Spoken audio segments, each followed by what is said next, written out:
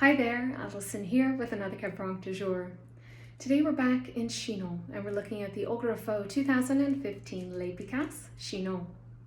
Continuing our exploration of the communes of Chinon with a little bit more detail, today's wine takes us to a Grand Cru level vineyard and it's produced by one of the appellation's benchmark estates. Domaine Olga Raffault has been farming vines on the Véron Peninsula for 5 generations, and today's wine is one of 3 single lieu-dit wines that the family makes. And the lieu-dits are located in 2 different communes. We have Les Barnabés, which is one of the lieu-dits in Savigny-en-Véron, which I've already done a video on, and then we have Les Peuilles and Les Picasses, both of which are in the commune of Beaumont-en-Véron. So the Véron Peninsula is this triangular piece of land on the north side, the right bank of the Vienne River, right where the mouth of the Vienne River meets the Loire River. And this area is comprised of 3 communes. We have Savigny-en-Véron, Avoine, and Beaumont-en-Véron. Now, there are a lot of similarities between the vineyard terroirs of Savigny-en-Véron and Avoine. Here, the vineyards are mostly flat, we're dealing with lower elevation, and the soils are fairly homogeneous, and they're comprised of these deep, sandy, ancient alluvial soils, and they sit atop the Cenomanian era limestone bedrock. But here in Beaumont-en-Véron, the landscape changes completely. So there is a fault actually at Avoine, and this has exposed a completely different bedrock in Beaumont-en-Véron and also has changed the topography here as well. So the bedrock influence here is now the Turonian era tuffeau chalk, and we have both the upper Turonian yellow tuffeau chalk as well as the middle Turonian white tuffeau chalk, depending on where you are in the commune. And then, as I mentioned, in the center of the commune, just east of the village itself, the landscape kind of undulates a little. It's this ripply, rolling hill landscape that moves eastward downriver towards the village of Chinon. And because of this undulating landscape, we have a number of different elevations, we have a number of different exposures, as well as soils. So the elevation can range anywhere from 34 meters above sea level closer to the river, upwards to nearly 80 meters above sea level in certain places, and everything in between that. And then because of this rolling landscape, we have a number of exposures as well. We have south-facing exposures, north-facing exposures, and variability on that as well. And in terms of soils, what's wild is it's as if somebody took a bunch of different soils, threw them in a blender, whizzed them up, and then scattered them throughout the commune, because there is a ton of variability. And it's like there's ancient alluvial soils that are right next door, like just a few hundred meters away from more tuffeau chalk-driven soils, which is pretty incredible.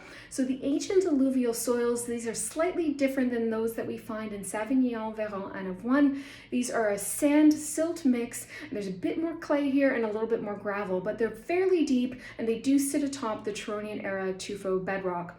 And then we have these other sites where we have a shallower topsoil, a stronger influence from the Turonian tuffeau chalk, and then of course depending on where we are on the slope, we will find upper Turonian yellow tuffeau or middle Turonian white tuffeau. And then the topsoil in these pockets will have a little bit more clay and then a bit more chalk pebbles and stoniness as well.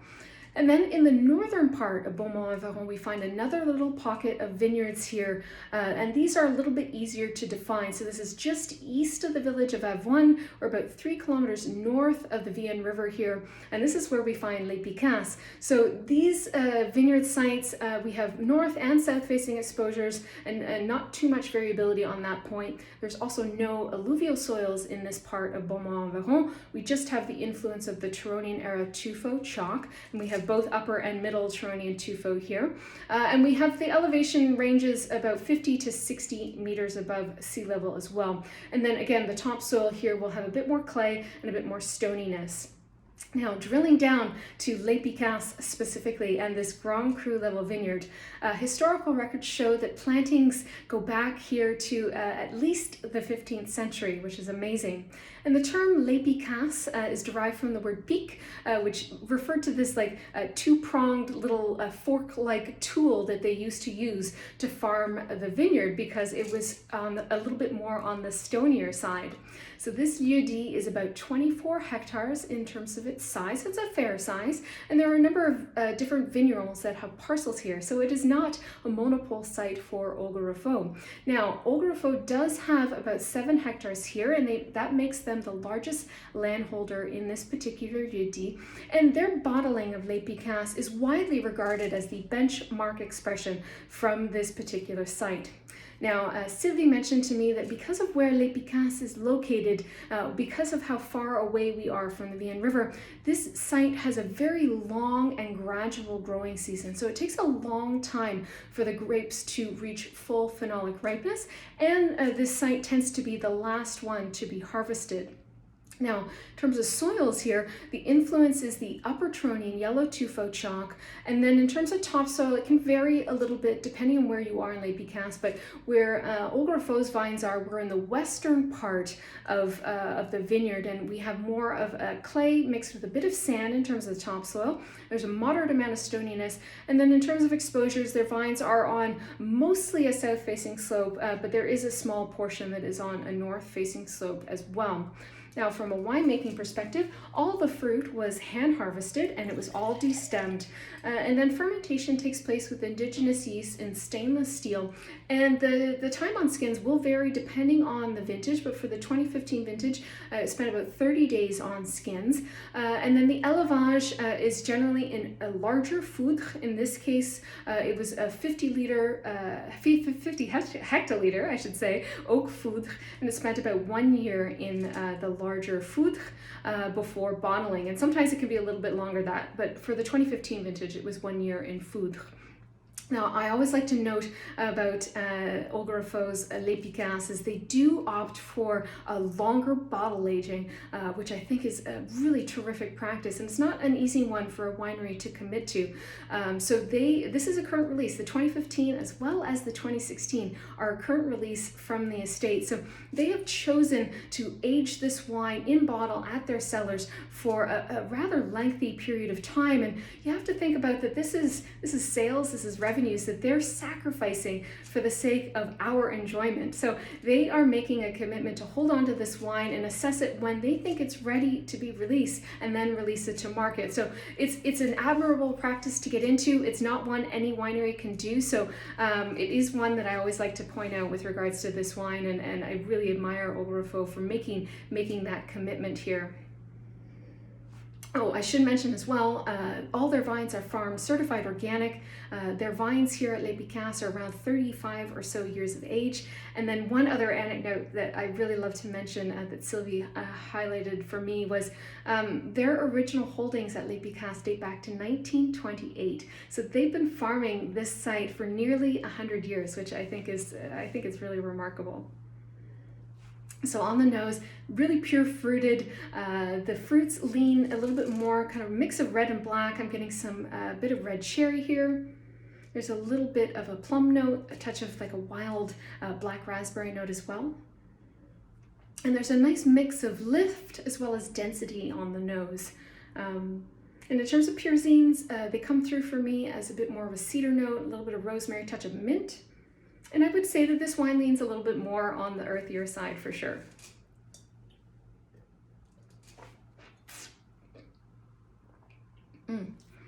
This wine is really vibrant, really energetic acidity. And those same fruits come through really nicely on the palate.